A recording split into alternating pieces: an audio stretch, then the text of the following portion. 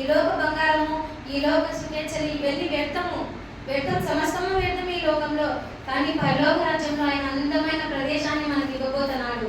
మనం ఇది గ్రహించుకొని మరియు మనమే కాకుండా ఇతరులను కూడా దేవుని వైపు మార్చడానికి మనకు దేవుడు ఈ వాక్యాన్ని మనకు అందజేశాడు. మరి మనపై ఎన్ని దాడులు జరగని, నా మటుకైతే బ్రతుకెక్కిస్తే చావైతే లాభము అని దేవుని కోసం మాత్రమే బ్రతకగలిగే బిడ్డలుగా మనం జీవించాలని నేను కోరుకుంటున్నాను.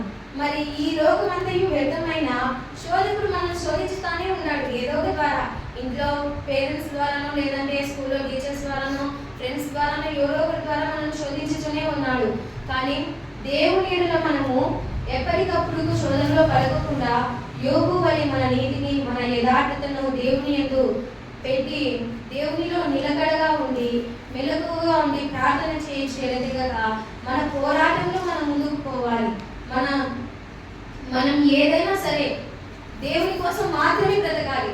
ఈ లోకంలో ఏది ఉండకూడదు. మనకు ఈ లోకంలో మనం ఏదైనా ఆశించినామంటే ఓయమ్మ ఆమన అది ఇది అని అంటారు. ఒక బంగారు కొనుక్కున్నామంటే ఓయమ్మ ఆమన యాన్న సంపాదించి కొనుక్కునింది అంటారు. కష్టపడి దేవుడికి కనపడాలి. కానీ అక్కడ దేవుడు నిత్యమైన సువర్ణ బంగారముతో, అది మేలిమి బంగారము.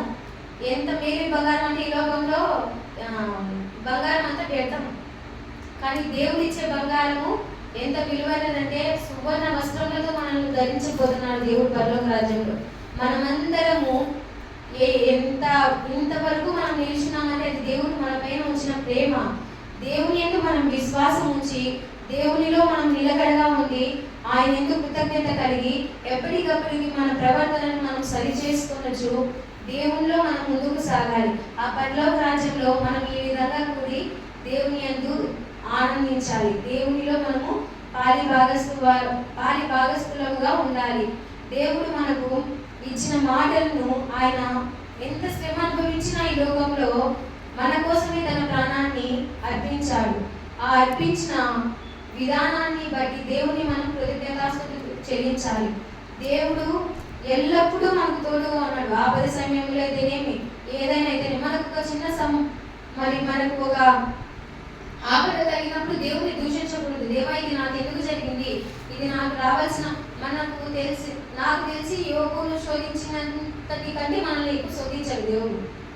ఆయన యథార్థతను ఏ విధంగా మరి దేవుడు పరీక్ష చూపాడు, అటు పరీక్షలో మనం నిరీక్షణ గలవారమై దేవుని యందు కృతజ్ఞతాస్తుతులు చెల్లించు ఎల్లప్పుడూ దేవుని యందు ఆనందించుతూ అందరూ కలిసి పరలోక రాజ్యంలో దేవుని యందు నిలబడాలని కోరుకుంటూ దేవుడి చిన్న మరి మాటలను దీవించి ఆశీర్వదించుకున్నాను.